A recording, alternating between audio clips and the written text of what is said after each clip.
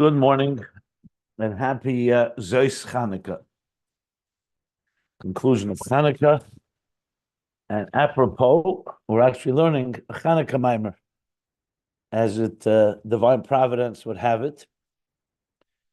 The mimer Mika Hashem Elokeinu, a Magbil L'Shevis, about Ner, about a candle, Ner Mitzvah Tere'er, Ner Hashem Nishma Sodom.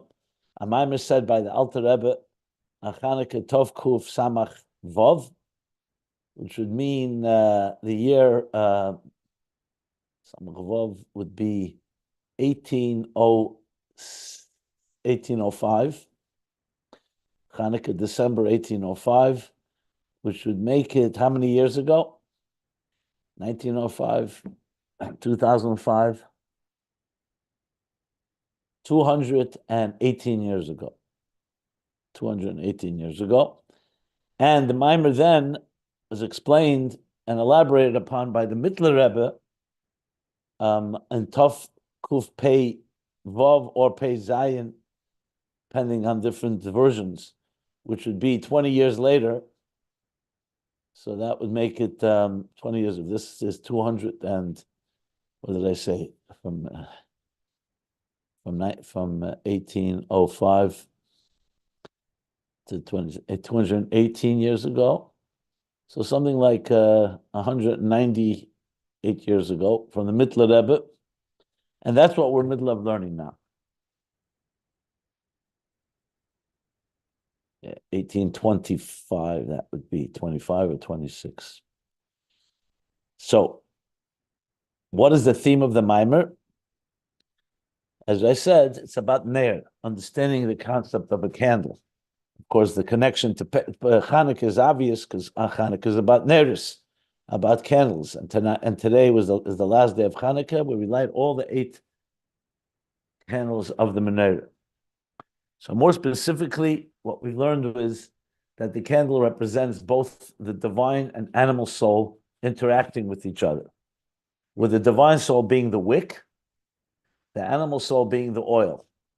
And the goal is for the wick to influence and inspire and educate and harness the oil, that it shouldn't serve its own interest, which is what an animal soul does on its own, but it should be guided to become fuel that is drawn to and absorbed by the wick to create an eish, a fire, a love for God, a relationship with God. But it's not a simple process because the divine soul and the animal soul are antithetical to each other. So I know when we light a candle, it seems like it's simple. You just light it and the oil just flows through the wick and burns. There's no effort involved. But in Aveda, it's a lot of effort because the oil is resistant on its own because, as we've learned at length in the last few pages, the divine soul's entire preoccupation is exclusively transcendence, godliness. The animal soul's entire focus is self-interest. And even its mind, not just its emotions for sure, its emotions about its subjective interests. Like a behemoth. Ruach behemoth yeredis lamata. Yeredis lamata here, he can explain, doesn't just mean physically the breath of the animal it goes downward and the breath of a human goes upward, but it's also figuratively. Downward means into the material existence. You're always looking down into what you need and what is about your existence and survival. Looking up symbolizes the idea of looking into heaven, looking to God, looking to the source, which is what the divine soul is about. So the animal soul is preoccupied with itself emotionally. Even its mind is all about self-interest. And even the intellectual pursuits of science is also about understanding existence. It's not about understanding beyond existence. The yesh, not the ayin. And as such, the animal soul is antithetical in every possible way to the divine soul. The last thing we learned is, he spoke about on page, what we learned, the last piece that we learned is the idea of why it's called Yetzer Tov and Yetzer Hara. So, on the bottom of page 367 and 368 that we learned yesterday, he explained that because just as it is with the divine soul, there's the very nature of the divine soul as it's rooted in godliness, and then there's the experience of the divine soul that from time to time you can have also an emotional stimulation of a love and reverence, but it's not necessarily 24/7 that way. The divine soul is always divine, but a particular strong emotion like V'ahavtas Hashem Elokecha, not necessarily 24/7. It says at times. So it's a yetzer, it's a yitzira chadasha, a tool to chadasha, like he explains at length in Tanya. We're not just talking about the natural love that a soul has to God. The love that's generated through our work, through our effort, that happens in different times, at different intervals. That's why it's called yetzer, yitzira chadasha, tool to chadasha. The same thing in the animal soul. 24/7, consistently, the animal soul is focused on its own needs. But that doesn't mean every second it has these passionate desires for whatever, and lusts for material pleasures. But then there are times when it does have that. And that too is based on its nature, going back to its source. The animal soul is sourced in what he called kisin de misavusa, the impure crowns, keser, toyu, and it's rooted there. He explained also it's rooted in the angels, in the worlds of Ifanim, the Maamorei Ifanim.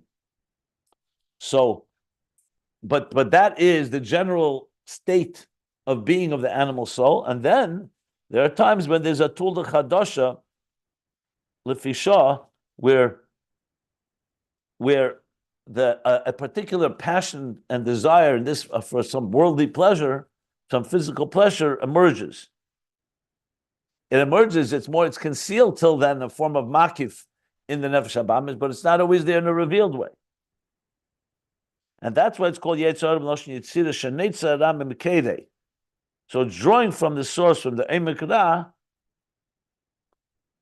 into an actual expression of hispilus, what we call stimulation or arousal of a particular pleasure. I explained yesterday, why is he emphasizing that? I believe that's going to help us understand how we impact the animal soul by understanding that it's not always in the same state. And there's the seichel of the animal soul, there's the midas of the animal soul, and the midas are a tool de chadash. That's why it's called Yetzer Hara, as the Alter Rebbe explains in Teira Eir briefly, but the Mittler Rebbe elaborates upon. So that's a short summary of what we learned in the last class. I'm now going to continue closer to the bottom of page 368.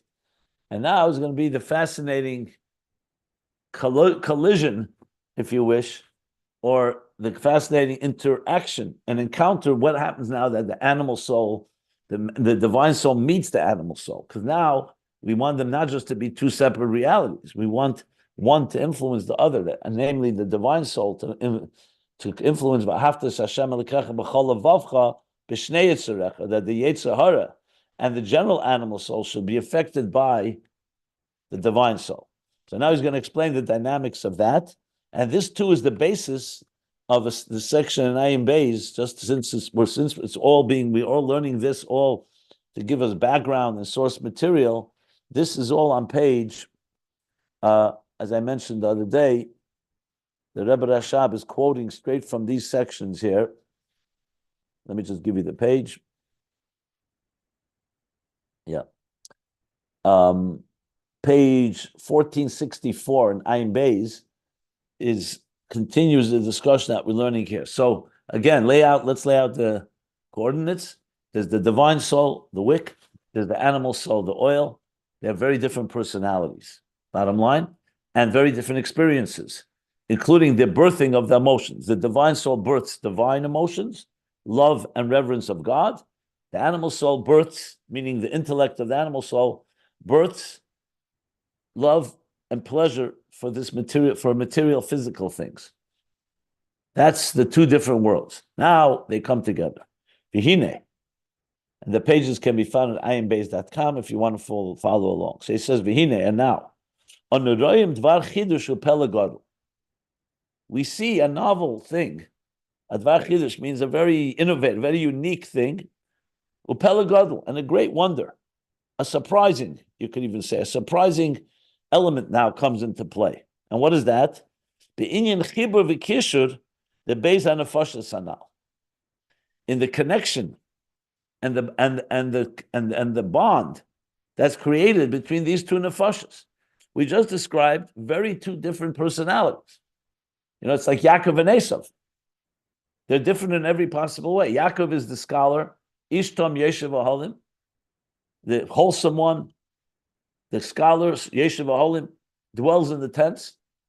Esav is Ish Tzayid, Yedid Tzayid, Ish Milchama. He's a warrior. He's a master, a hunter. And they're different in every way, and yet they're twins, and they come together in Rivka's womb, and they battle with each other, as the pasuk tells us in Vayishlach. He doesn't bring Yaakov Esav here. I'm just using it for reference point. So he says, but he calls this Advar Chiddush and a Pella Gadol. The Rebbe Rashab actually calls it, uses some of these quotes, and I'll refer to it shortly. What's the Pella? What's the Chiddush and the Pella Gadol? The Afal Pi, though Shehema Beis Hovchim Betachlis, Betivon Umuhusan, that they're diametric opposites, all utterly two opposites in their nature and in their personality, as we learned. Sharuach ha'adam el lamayla. The ruach ha'adam gematria ma adam is what el lamayla bittul. It transcends. It's reaching upward to the divine, to godliness. V'loy lamata, and not going downward into material existence, immersing itself in engaging in its existence, in its own being. The ruach habehema is the opposite. The ruach habehema yeredes lamata, he says chulu. Its spirit, its energy, its focus is going downward, immersing itself, seeing, like he said earlier, like the behemoth that looks at the grass that it eats. It's completely absorbed and involved in material life and its own pleasures and its own needs. So you couldn't be two bigger opposites. And now he adds further. This is quoting from Tanya. The Ruach HaAdam, where is it that reside and dwells? In the right side of the heart. The Ruach HaBehemet the Nefesh HaBamis, B'chol HaSmoli, B'chem HaTivi. And the spirit, the Ruach, the spirit or the Nefesh of the animal soul, where does it reside? In the left side of the heart, the Chema TV, in the natural passion. Like he says there, that's where the dam, the fiery, the warm-blooded passion of the impulses. The right side of the heart has blood, but like he says, like the Rebbe explains, that doesn't produce blood, it's more the oxygen that it provides. But the left side of the heart is where the animal soul resides. So again, you see two different worlds. Two different nature, two different personalities. They live in two different domains, two different sides of the heart. And there's nothing commensurate and nothing in common between them at all. Based on this description, there's absolutely nothing in common. The only thing you say, there's two souls. But in their personality, in their identity, there couldn't be more opposites. Shazer Ruchnius Elokus. This one, the divine soul, is spiritual, divine spirituality, or divine sublimeness. V'zeh Gashmius, and this one, meaning the animal soul, is immersed in Gashmis and physical. Murkiv b'hakshomis hadal yeseides Gashmim. It's kind of composite, made up of the four Yeseides, physical Yeseides of Eish Ruach Mayim Ofer. In other words, its identity is not divine. Its identity is existence. It's created by God, but its focus is on the structure and on the very mass and matter. Basically, it's matter. It's not spirit in that sense, or it's the spirit of matter, if you wish. B'dam u'basar, of blood and flesh. So here you have two different worlds. And yet they come together. That's what he's calling a chidush gadol, a chidush u'pela gadol, v'achidush u'pela gadol. They're coming together, as we're going to explain. But first, he's identified these are two diametric opposite realities. Ach im kol zeh, and yet, nevertheless, despite their disparity, despite their difference, their diametric opposite qualities, On Nuroyim, we see she is chabru beza nefoshes sanal zeh tachazeh. These two nefoshes, these two souls, get connected. It is kibur, attached. Here he says zeh tachazeh, which means one below the other. Not sure whether he means to say zeh im zeh, zeh tachazeh, but he does say zeh tachazeh. But down below, they write that in another manuscript, it says zeh b'toich zeh. Zeh tachazeh, because tachaz seems odd a bit. Why is one, I mean, obviously the divine soul is higher than the animal soul, but that would not be the proper expression, seemingly. You'd say zeh im zeh. But below he says zeh b'toich zeh. So it could be zeh toich zeh, meaning one enmeshed or entangled with the other. That's what it sounds like he's saying. Zeh toich zeh. And that makes sense. They get so meshed, entangled with each other, one within the other, like as if they're one personality. Mamish, literally like one personality.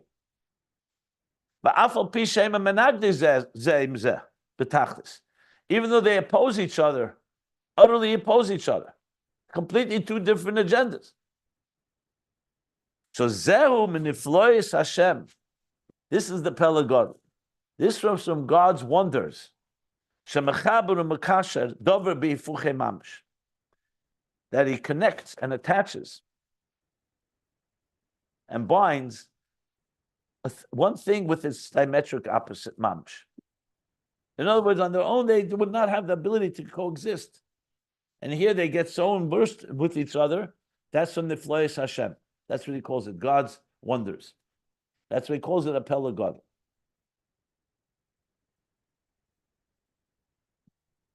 In Ayin Beis, the language that he quotes is like this.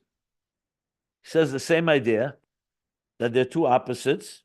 I'm reading at the bottom of page 1464, just to contextualize it with Ayin Beis. So he says, here he says, Zeh im zeh. There it says, Zeh tachazeh, or Zeh teichzeh. So the Rebbe Rashab clearly writes, Zeh im zeh. V'zeh min iflois Hashem, he quotes, Shemekasher mechabed dover b'yifuchim mamish. Literally, he quotes exactly this line from the Mittler Rebbe, that he binds and Shemekasher mechaber. Here it says mechaber and mekasher. He changes the order. Two opposites, two diametric opposites. As we're going to learn, that every faculty of the divine soul interacts and engages with and manifests within the faculties of the animal soul. Like when you look at your own life, you don't see yourself as two people. You don't have two identities. You're one person that has an influence of both the divine soul and the animal soul. They're both like all mixed together in one pot within you, and there's a battle between them. So they're two different forces, but once they come inside the human being, they are completely entangled with one another, where you can't distinguish. Just like when you talk about a human body, even though the mind and the heart and the legs and the arms and the liver and all different components, but there's an element where they all are part of one body and they all interact with each other.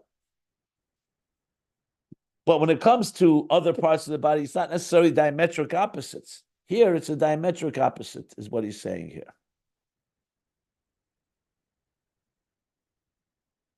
Well, who? Let me stop if anybody wants to ask anything. I think it's pretty clear, but in case you have any questions.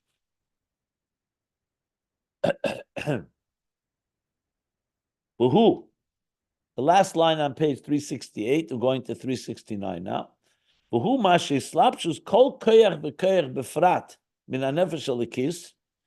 He's spelling out now this joining together, not just joining together two souls in one body, but rather that the slapshus, the manifestation and the enclothing of every faculty, every specific faculty of the divine soul. Top of page 369. Shenikra ruach ha'adam b'chlal.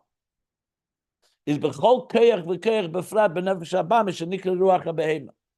So every faculty, let's take the faculty of chokhmah, wisdom, or bina, understanding, or chesed.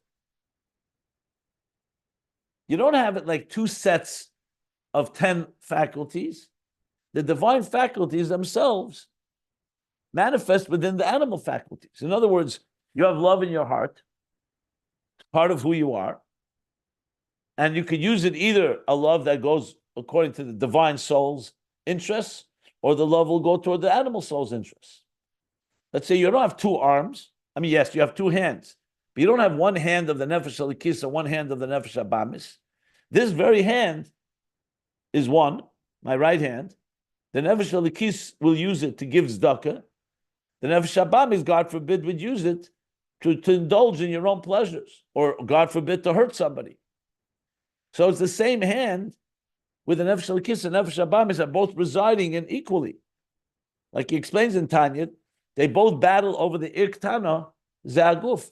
They both battle over the small city called the body. There are no two cities here. There are two kings. There are two nations fighting over control. But the control is over one entity.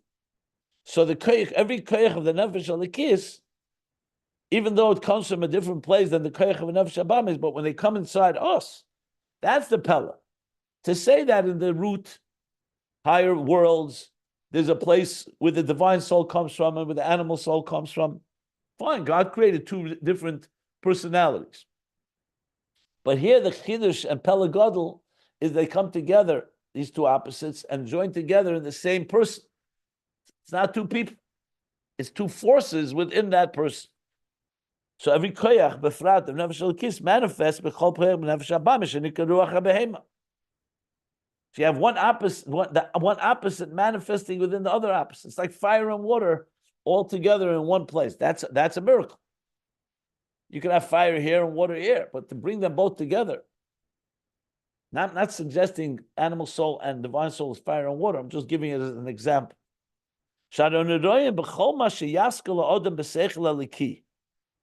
Like we see, everything that a person conceives of in divine intelligence, with the power of wisdom of the divine soul, and that wisdom is because, like Ruach Adam, that wisdom is what? Is focused on what is above him, beyond us, the divine, Elikus. But this very wisdom, that this divine intelligence,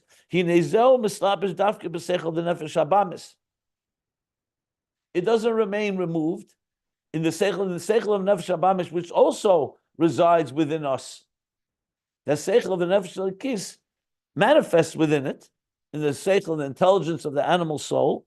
Shemaskil and kol geshem upirud v'hifuche. And the seichel of the nefesh habamis on its own, what does it conceive and what does it understand? The geshem, the physical, and the pirud, as we learned, the different components, the pieces, not the higher unity. V'hifuche. I'm not sure whether hifuche means the opposites within existence or he means the opposite of the divine soul.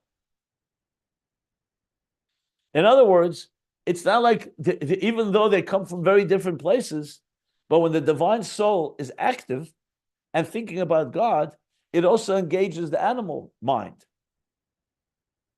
Like he's going to explain. It's not like the animal soul goes to sleep and now the divine soul is controlling your mind. The seichel of nefesh habamis now is also, just like it understands science and understands its own interests, the animal soul is also involved and engaged in the divine soul's contemplation. Like he says, Kari yochel lekarav adover, Kari yochel lekarav advar hasoga lekiz b'chol prat v'kat gam b'seichel anushi shebemoich hagashmi denefesh hativei. Because a person who conceives of a divine idea, you're learning Chassidus, and your divine soul understands it and it connects you to something higher, to the transcendent, Eila Lamaila. You're capable, every detail, to also explain it to the human intelligence of your animal soul. It's not just you've escaped into some spiritual oasis. It's your very mind, that the physical mind where the animal soul is involved in, is also understanding the divine. And this is vital because remember, the key thing here is that you want the animal soul the divine soul to influence the animal soul. That's why he's saying it's so vital to understand they're not two different entities. They're two different entities, but they come together as one. And you could explain it. Levinei al derech teva, that to be able, that an animal, that the intelligence, human intelligence of the animal soul should understand al derech teva hamurgish hamuskul umutfe b'seichel hanushis gashmis. To be able to understand in the natural, tangible, palpable, with the muscle, which is what the mind, and mutfa, that which it's naturally inclined to, the animal soul. B'seichel hanushis hagashmis, with physical human intelligence. Ukamoy how?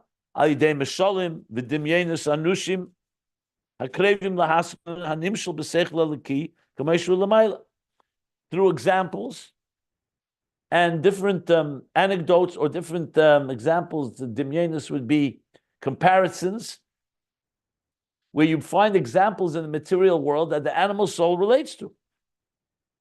And from the mashal that the animal soul relates to, you understand the nimshal of the seichel of the key. So you can, for example, take the concept of atzilus, or the concept of tzimtzum, or kav, or erein sof lifnei tzimtzum, and the animal soul, your very intelligence that on its own could be preoccupied with your own self-interest, could fully understand with misholim what the seichel of the key wants to convey. They're not, so they are two opposites in their natural inclinations. But that doesn't mean the animal soul, even though the animal soul will oppose the divine soul in battling it, but it doesn't mean the animal soul can't understand a case being made for spirituality. Here we're learning Chassidus right now. It's not just your divine soul, your animal soul is also involved in understanding it. So if it was in a way that God made it like this, that when you learn Torah and when you learn about godliness, the animal soul doesn't understand what you're talking about. It's like teaching someone a foreign language, then you wouldn't have them come together. What he's saying here is that the Nefesh Elikis and Nefesh Abamis do join together, and the Nefesh Elikis can explain in the language of the Nefesh Abamis godliness. That's what he's saying here. So it could understand that the Nimshal b'Seichel Eliki k'Meishu L'mayla. So even though Seichel Eliki would be about Atzilus in a higher world, we can find examples within ourselves, within our flesh, within our own existence of Atzilus, of Erein Sof, of other things like we talk about. Everything exists within us. From my flesh I behold God. So you see here that the Pella Gadol, that Nefesh Elikis, the faculties of Nefesh Elikis enclose themselves into the faculties of the animal soul. Does it have to be that way? No, because there's a battle. The animal soul could also control the divine soul. It could schlep, unfortunately, that the neshama should go do things that the neshama doesn't want to do. I don't know if he's going to speak about the opposite, but now he's speaking on the positive end. He's going to explain this even further, but let me just stop if anybody wants any questions.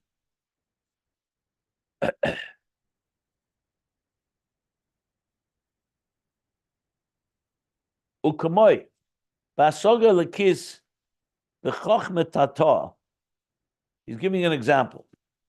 Asoga lekis, when a person is a divine understanding of what? Of chochmet tata. Chochmet tata is usually the wisdom that relates to existence. Not nefesh habamis, we're talking, not relates to existence as the wisdom of existence. It means the wisdom of God in how he created the world. Lahasik, b'isavas habruyim, ma'ayin liyesh. So there's a seichel involved here. That God chose to create existence, and he created a system. Basar Maamorei nivra elom. He said, Yehi er, Yehi rakia. He expressed himself. Those words in turn created a reality on earth. So there's a chokhmah here, a chokhmah tata, and there's an understanding of the way God creates existence. Ma'ayin liyesh, from a non-existence to existence. Shekoyach aliki yusa gam b'seichel anoshi. This divine power to create is not exclusive to the divine soul. The animal soul could also understand it. Or he says seichel anushi. Human intelligence can understand, Just like, for example, you understand that the creative energy that an artist invests, let's say, in art, or an author in a book, or a composer in music. So we can, from that, derive how God creates existence, how he engages and creates something. Seichel Anushi could understand that, but derech dimyan u'mashal gashmi, with a dimyan and mashal gashmi, by using a comparison and a physical example of what? Kechayis hanefesh beguf. Just like, for example, there's the body has a soul within it that energizes it and gives it life. So too, the Eibishter gives life to existence. Example of Eisis Adibur, that when you speak, the words that come out of your mouth are enlivening, energizing the expression that you're giving. To the point that not only it understands, but it compels. Also, human intelligence, sees the logic and the rationale and the compelling case. That when you contemplate it enough, even human intelligence could understand that there's a creative energy that's coming from the God into existence, like from the artist into the art, or the speaker into the words that he's speaking. So this is something the human intelligence can understand. It's not something that you say, wow, that's completely out of my realm.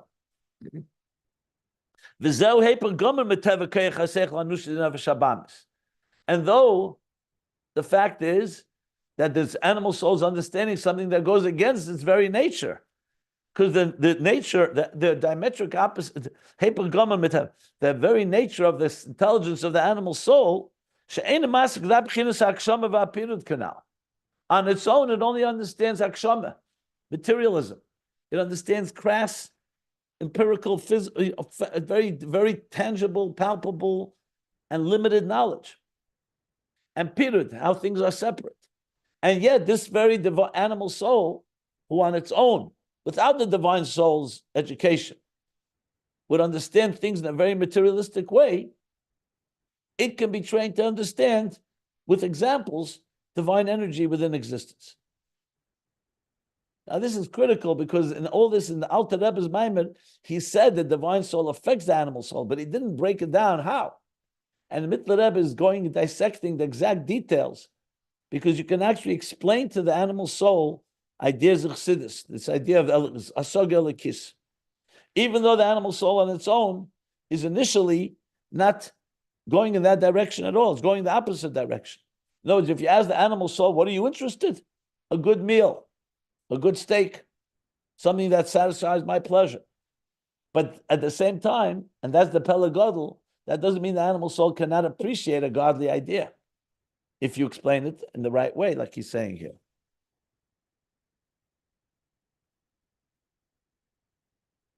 Any questions?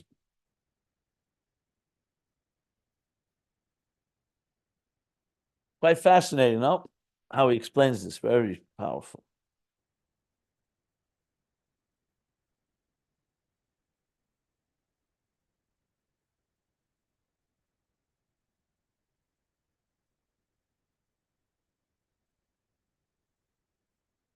I'm going to go back soon to see how the Rebbe Rashab and Ayin Beis, he elaborates a bit more on this, but he quotes the Mittler Rebbe and then discusses it in detail.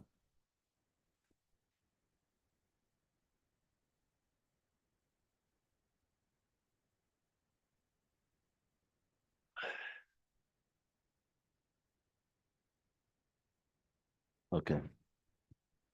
So let's continue.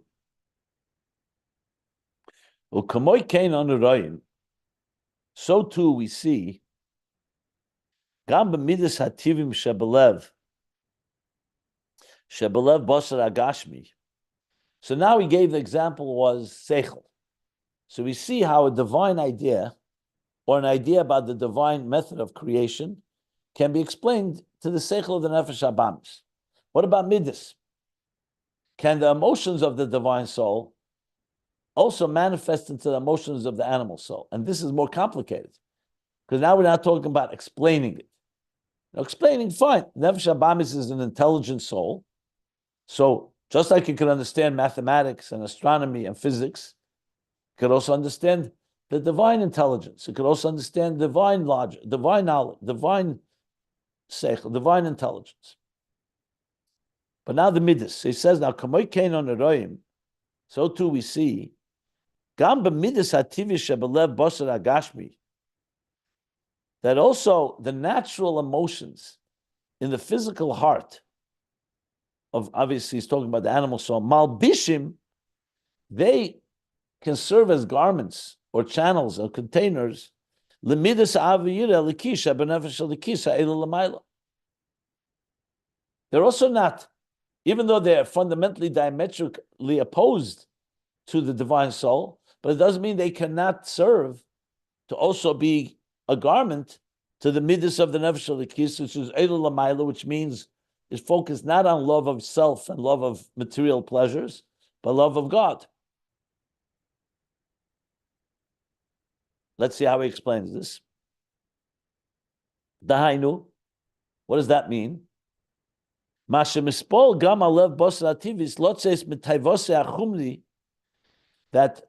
you can influence the animal soul, that it should get stimulated and excited, even the natural physical heart, to leave behind and to discard and strip itself from the crass desires that it naturally has, and be encompassed and be attached to God with its entire heart. So now he's going further. Not only can you explain to the animal soul a divine concept, you can also get the animal soul's midas to get excited about not physical pleasures, but about godly things. That's what he's saying here. That's the intense way that Nefesh Elikis, Nefesh Abam is. And it's not a contradiction to what we said earlier. They still are two different personalities, but they're not personalities that are completely unable to communicate with each other. And you see now, just like with the Seichel, now with the Midas, that the Midas of Nefesh Abamis can also become passionate, for example, about giving tzedakah. It's not just Nefesh Elikis says, I love to give and have a chesed. The animal soul could also learn to love and give, and for its own interest, can also feel and appreciate that.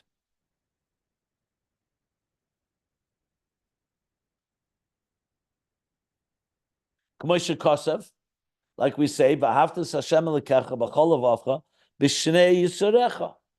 That you love God with both sides of your heart, the Yetzer Tov and the Yetzer Hara. Shezeh b'chol levavcha. This is the meaning b'chol levavcha b'shnei yitzorecha, with both sides. Afilu b'yetzer hara. Afilu b'yetzer hara. Sheb'chol hasmoli. That also the yetzer hara, which is in the left side of the heart, shemole taivas ras, which on its own will be filled with all kinds of evil, selfish desires and pleasures. Im kain, harizel hepech hateva hagashmi shebelev, and here we say it can be turned into loving God. So im kain, it's mamish the hepech, the mamish the opposite of the teva gashmi of the lev. The natural desire, the natural love of the heart of the animal soul is for its own pleasures. She'enei rak l'tayvas atzmei. It's only for its own personal pleasures. And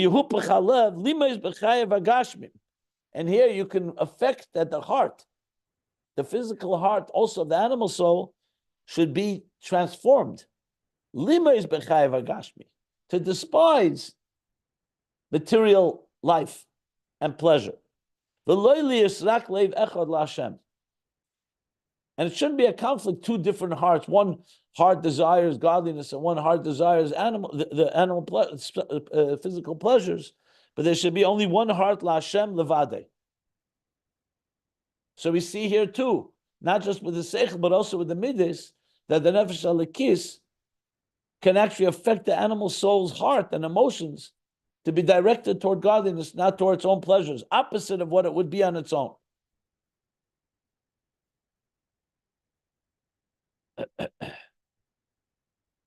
And that's the key thing we have to remember. This is the Nefesh Elikis's influence. It's not happening on its own. Leave the animal soul on its own, then it'll be untamed and not guided, then will do whatever it wants. This is with the Nefesh Elikis's influence, obviously.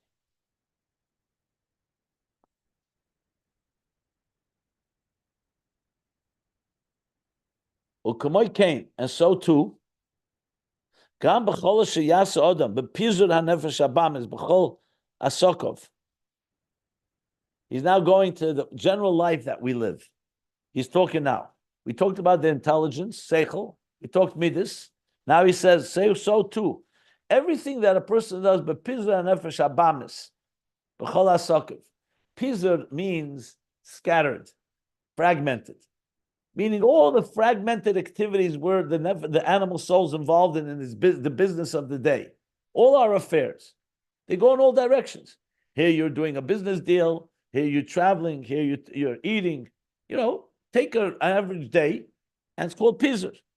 Pizur means like scattered, fragmented. It's all over the place. So he's saying all this pizur, which is very similar to the pirud, meaning a fragmented life, that he said before. So in all these things, the Nefesh Elikis has the ability. Yala hakol elokuz b'tfilah shebelev. All of these different activities can all be elevated. Are all elevated to godliness when he davens with his heart. Remember, Ezu Aveda shebelev zui tfilah. So when you pray properly, all the scattered fragments of your life are all elevated. Ubemitzvahs ma'asis bekavona, and in the actual mitzvahs that you do with intention, the reusa deliba and the desire of the heart, shemelaboshim b'dvarim gashmi, that manifest within all these physical things that you're doing. You can eat a meal for your own indulgence, but you can eat a meal that is directed l'shem shamayim. So your animal soul and its desire to eat has been now directed toward a higher purpose. Shekol zeh nikra birurim de klipas nega ki yadua. All this is called the separation and the clarification and the refinement of klipas nega. Like he says in Tanya, klipas nega means what? We're not talking about things that are forbidden or prohibited. What's allowed? All the rishus, the meals we eat, our sleeping, our businesses, everything we interact with is mostly rishus, klipas nega, which means it can go both directions. That means, but it also has the possibility to be elevated to kedusha, to godliness. So seichel, midas, and now he's talking about all our activities, everything that we're engaged in. And what was the dynamics of this? V'hainu. This means aidei mashakol keches hanefesh elikis. Going back to his original point. How does this happen? That through all the faculties of the divine soul, mislapshim dafke, b'keiches the nefesh habamis, they manifest and get enclosed in. They don't remain removed into the faculties of the animal soul. And they become like one personality. So now you're eating a meal, it's your animal soul involved in it, but the divine soul is guiding it. So the animal soul is now becoming like the mahus of that divine soul. It could be otherwise, obviously. Shabamis can fight and sometimes win, but it's also possible that the divine soul should guide and educate the animal soul that the activities that you're doing should be guided to godliness. To the point that if someone looks at you at that point, you can't distinguish. You can't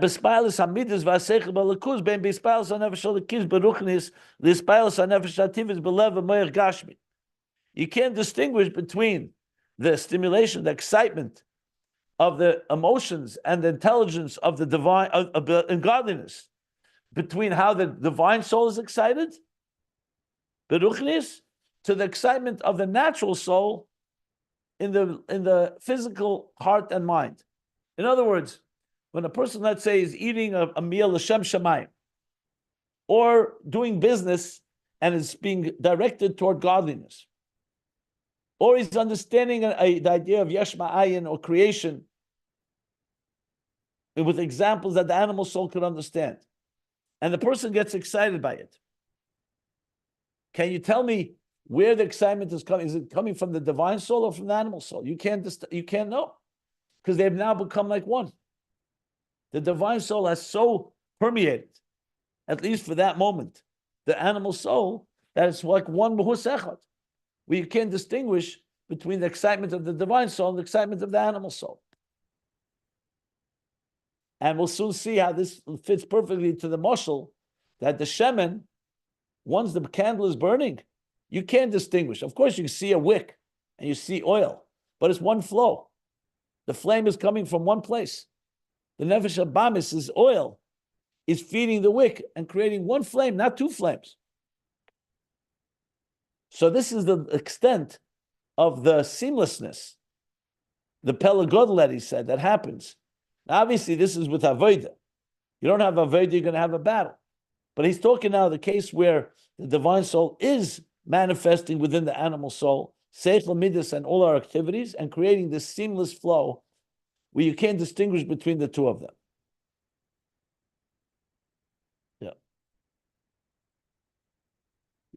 Any questions? Okay. Is it clear, or do we need more explanation?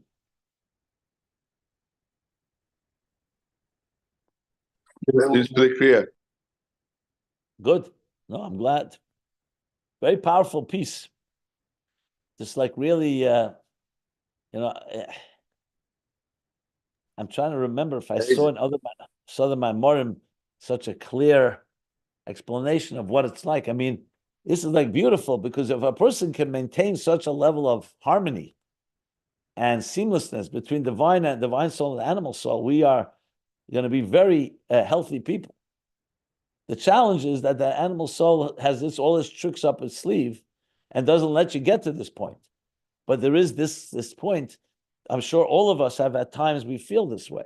When you learn Chassidus really, and you really enjoy it, it's the Nefesh Habamis enjoying as much as the Nefesh Halakis is enjoying. I'm not getting now which is more powerful, but bottom line, both of them are joining together. It's not a conflict. Like Tzvi can testify, I'm sure, to this. The pleasure he has when he learns Chassidus. It's like everything comes together. Nefesh Halakis, Nefesh Habamis. You can't even know which one really is enjoying it. Am I right? Yeah. Someone asked me, how is it that you keep learning Ayin Beis every day for 12 years?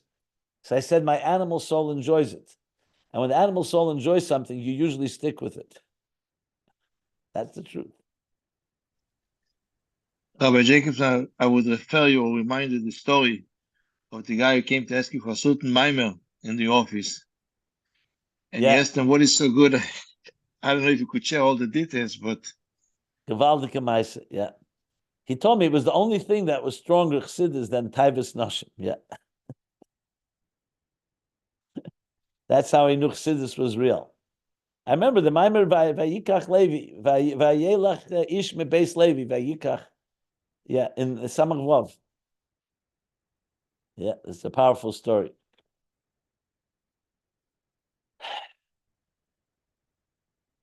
But did it Zechazeh Naftali?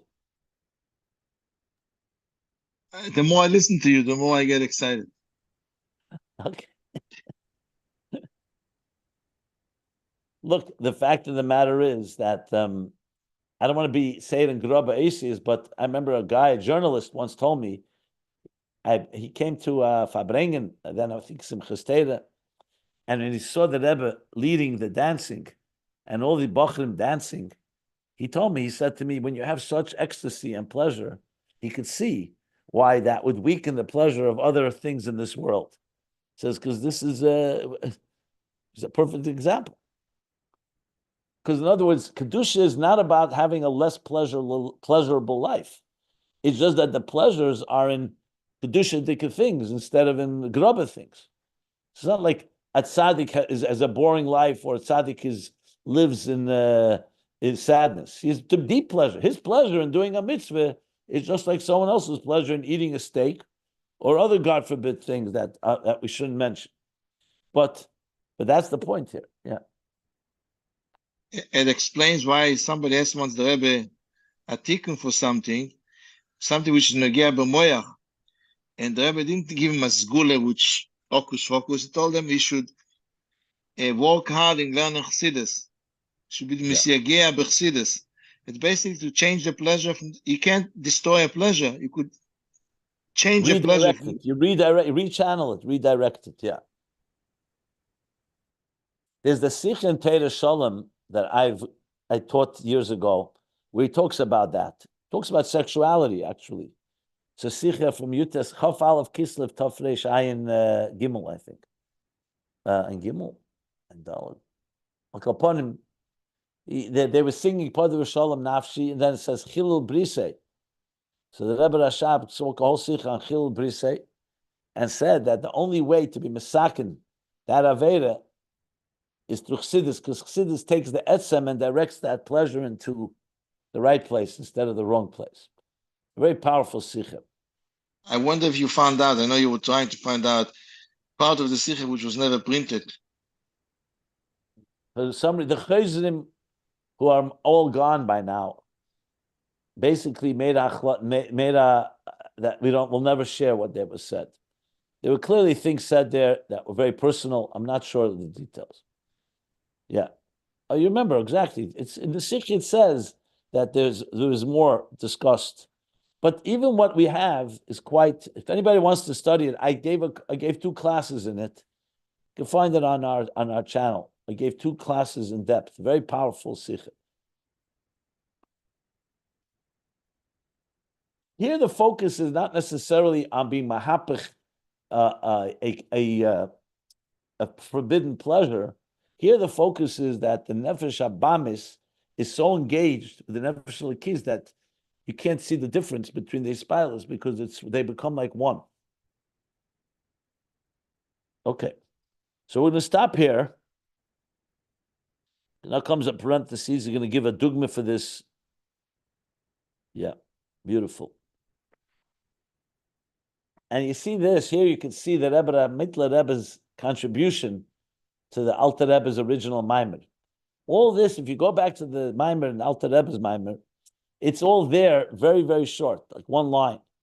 But you don't understand the whole details, all the details until you read this. Very geschmack, very, compare the two, it's also very, very fascinating. And then there's, of course, the Ayin Beis that takes it even further, which, as I said, maybe the next classes I'll compare it. Because it's all, at the end of the day, we're learning this because of Ayin Beis. Yeah. So any questions as we conclude here today's class? Pretty clear, you know. Why did Chazmi agree not to say certain things that the Rebbe said in public? Why? I don't understand that. Even though it's a personal thing, but the Rebbe said it in public. He meant for us to know it. Well, the Rebbe Rashab spoke with a few people, and who knows what he said. I mean, there are things the Rebbe said to people that are meant to remain confidential. Who knows? I don't know what was said. But clearly there may have been very personal thing. Maybe the Rebbe spoke about himself. I don't know. I mean, from the Sikh, he says clearly that there's an inyan prati that's negated to me here. He clearly says there's something about it negated to me personally, but he doesn't say what. So it's possible he spoke about that. And maybe, you know, it's like, just like we also know a Rebbe takes a haircut, but it says you're not supposed to see a king take a haircut. But everybody knows he took a haircut. It's a matter of COVID. And that's fine. I wrote Hanochas. They're fine. Sometimes in the Rebbe's transcripts that we wrote, you'll see Choser or Choser Ktsas. We didn't write everything. If the Rebbe spoke very harshly about himself, for example, we usually would just write, just like ... Certain things out of respect, we would just not publish because either very sharp or very harsh or could offend someone. The Rebbe himself told me a few times, wrote to me a few times, what I said Shabbos does not necessarily have to mean it has to be published. I said it's Shabbos by if I bring into Chassidim. There's a few things the Rebbe clearly wrote. I have such notes that the Rebbe wrote. It's not a secret. I understand. Thanks. It's like, if the Rebbe would say, criticize somebody. I remember I wrote up a sikha. I'll just give an example. The Rebbe speaking about those that came, when the Rebbe was talking about lighting candles, that women and girls should light candles. So there were those that came out. What do you mean girls? The custom was, meaning of Asenu b'yadenu, that only married women light candles, not girls. And the Rebbe once spoke about it a number of times. And once he said, besides the fact that there were customs of girls lighting candles too, meaning pre-marriage, there's also, the Rebbe said, yeah, but there's a difference. Your grandmother did not read newspapers. She did not live in a world with so much darkness. And there you don't say, let me go back to that. You're still embracing the darkness of this world. You just want to be, so when we need more darkness, you need more light. So the Rebbe spoke pretty strongly, says, so when it comes to the newspapers or other things that your grandmother did not do there, suddenly you don't say, hey, my grandparents didn't do that. You have a new world, it's a modern world. When it comes to Kedusha, suddenly, no, I only do what my parents did. In other words, if you were living on those standards, it's one thing. And when I prepared that sikha, the Rebbe wrote to me on the side, how many people are going to start lighting candles when they see this critique? In other words, the Rebbe said it, Lamana Emes, it's true. But some people will read it, instead of taking it in a positive way, it'll just cause them to not, the Rebbe wanted to get them to light candles. He wasn't coming to just criticize people. So that's an example that it's still true. And we're not ashamed of it, nothing to hide. But it's you have to also know, when you speak to people, you have to know what to say and how to say. The Torah talks about the teichacha, things that are not blessings, curses. That doesn't mean we should suddenly put up a billboard in Times Square that if you don't do a mitzvah, your tongue is going to fall out. Whatever the expressions are there. You see what I'm saying? So everything is context. Okay. So we stop here by the parentheses on page 369. And 3/4 of the way down the page, 369.